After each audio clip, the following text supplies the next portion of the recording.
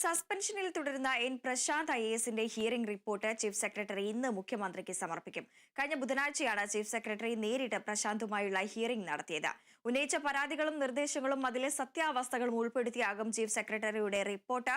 മുതിർന്ന IAS ഉദ്യോഗസ്ഥർക്കെതിരെ നടപടി സ്വീകരിക്കണമെന്നതുൾപ്പെടെയുള്ള ആവശ്യപ്പെട്ടുള്ളതാണ് പ്രശാന്തിന്റെ പരാതി. സസ്പെൻഷനിലായി 6 മാസം പിന്നിട്ടിട്ടും വകുപ്പ് തല അന്വേഷണം തുടങ്ങിയിട്ടില്ല. വിവരങ്ങൾ സൂര്യഗായത്രിയാണ് പങ്കുവയ്ക്കുന്നത്. സൂര്യ, സസ്പെൻഷനിലായി 6 മാസം പിന്നിട്ടിട്ടും വകുപ്പ് തല അന്വേഷണങ്ങളൊന്നും തന്നെ തുടങ്ങിയിട്ടില്ല. അതോടൊപ്പം തന്നെ ഈ എൻ പ്രശാന്ത് IASന്റെ ഹിയറിംഗ് റിപ്പോർട്ട് ചീഫ് സെക്രട്ടറി ഇന്ന് മുഖ്യമന്ത്രിക്ക് സമർപ്പിക്കും. അസാധാരണമായിട്ടുള്ള നീക്കം തന്നെയാണ് എൻ പ്രശാന്തിന്റെ ഭാഗത്തു നിന്നും ഉണ്ടായിരിക്കുന്നത്. വിവരങ്ങൾ എങ്ങനെയൊക്കെയാണ്?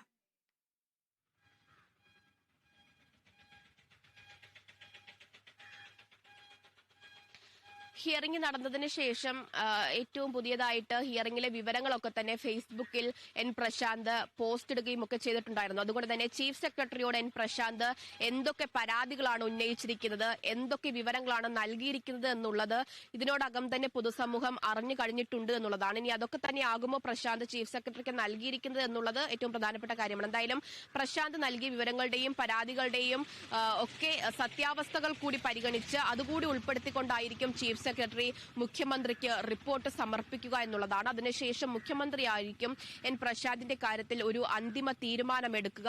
എന്തൊക്കെയാണ് ഈ പരാതിയിൽ പറഞ്ഞിട്ടുള്ളത് എന്ന് എൻ പ്രശാന്തിന്റെ ഫേസ്ബുക്ക് പോസ്റ്റ് വഴി നമ്മൾ അറിഞ്ഞിട്ടുണ്ടായിരുന്നത്. മുതിർന്ന IAS ഉദ്യോഗസ്ഥനായ ഗോപാലകൃഷ്ണനും അതുപോലെ തന്നെ ജയതിലകനുമെതിരെ കേസെടുക്കണം എന്നതുൾപ്പെടെയുള്ള ആവശ്യങ്ങൾ എൻ പ്രശാന്ത് ഹിയറിംഗിൽ ചീഫ് സെക്രട്ടറിയോട് ആവശ്യപ്പെട്ടിട്ടുണ്ട് എന്നുള്ളതാണ് മനസ്സിലാക്കാൻ സാധിക്കുന്നത്. മറ്റൊന്ന്, സർക്കാരിനെതിരെ അടക്കം അതിരൂക്ഷമായ വിമർശനം എൻ പ്രശാന്ത് പറഞ്ഞിട്ടുണ്ട്. 3 വർഷത്തോളമായിട്ട് തന്റെ ഫയൽ പൂഴ്ത്തിവെച്ചിരിക്കുകയാണ്. അതുകൊണ്ട് തന്നെ അത് എത്രയും പെട്ടെന്ന് ആ ഫയൽ തീർപ്പാക്കി തന്റെ പ്രമോഷൻ നടപടികൾ വേഗത്തിലാക്കണം എന്നുള്ള ആവശ്യം എൻ പ്രശാന്ത് മുന്നോട്ട് വെച്ചിട്ടുണ്ട്. കൂടാതെ തന്നെ സർക്കാരിനെതിരെ ഇതുവരെയും താൻ ഒരു പരാതിയും നൽകിയിട്ടില്ല. അത്തരത്തിൽ പരാതി നൽകുന്ന സാഹചര്യത്തിലേക്ക് തന്നെ എത്തിക്കരുത് എന്നുള്ള മുന്നറിയിപ്പ് ഉൾപ്പെടെ ഉൾക്കൊള്ളിച്ചിട്ടുണ്ടായിരുന്നു ഫേസ്ബുക്ക് പോസ്റ്റിൽ എൻ പ്രശാന്ത്.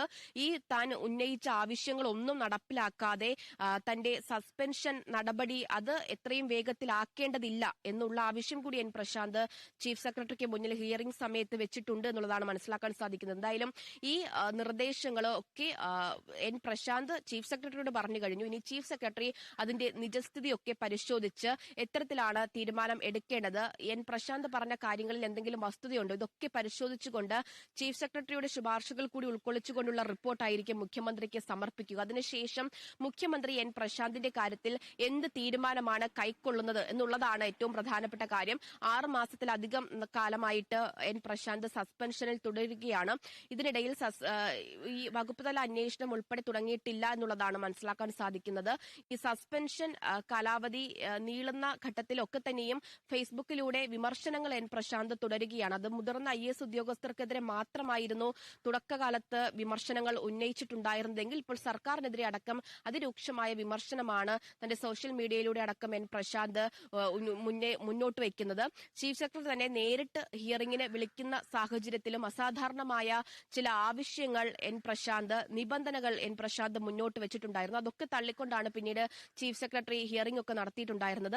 ചീഫ് സെക്രട്ടറി തന്നെ നേരിട്ട് എൻ പ്രശാന്തിനെ ഹിയറിംഗിന് വിളിച്ചതിലും അതിരൂക്ഷമായിട്ടുള്ള വിമർശനങ്ങൾ IAS വിഭാഗത്തിൽ നിന്ന് തന്നെ ഉയരുന്നുണ്ട്. അത്തരത്തിൽ എൻ പ്രശാന്തിനെ നേരിട്ട് വിളിക്കേണ്ടിയിരുന്നില്ല എന്നുള്ള പരാമർശങ്ങളും പരാതികളും ഒക്കെ IAS ഉദ്യോഗസ്ഥരുടെ ഭാഗത്തു നിന്ന് തന്നെ ഉയരുന്ന സാഹചര്യമുണ്ട്. ഇത്തരത്തിൽ എൻ പ്രശാന്ത് പല തവണയായിട്ട് ഉയർത്തിയ വിമർശനങ്ങളിൽ IAS തലപ്പത്ത് തന്നെ പോരുണ്ടാകുന്നതിനൊക്കെ വഴി വെച്ചിട്ടുണ്ടായിരുന്നു. എന്തായാലും എൻ പ്രശാന്തിന്റെ കാര്യത്തിൽ ഇനിയിപ്പോൾ റിപ്പോർട്ട് പരിശോധനയ്ക്ക് ശേഷം സർക്കാർ സ്വീകരിക്കുന്ന നിലപാട് അത് ഏറെ നിർണായകമാണ് എന്നുള്ളതാണ്. എന്ത് നിലപാടാണ് സ്വീകരിക്കുക എന്നുള്ളതാണ് ഏറ്റവും നിർണായകമായിട്ടുള്ളത്. എന്തായാലും ചീഫ് സെക്രട്ടറി കഴിഞ്ഞ ബുധനാഴ്ച എൻ പ്രശാന്തുമായി നടത്തിയ ഹിയറിംഗിന്റെ വിശദാംശങ്ങൾ ഉൾക്കൊള്ളിച്ചുകൊണ്ടുള്ള നിർദ്ദേശങ്ങൾ ഉൾക്കൊള്ളിച്ചുകൊണ്ടുള്ള റിപ്പോർട്ട് ഇന്നിപ്പോൾ സർക്കാരിന് സമർപ്പിക്കും. ശരി, വ്യക്തമാണ് സൂര്യഗായത്രി.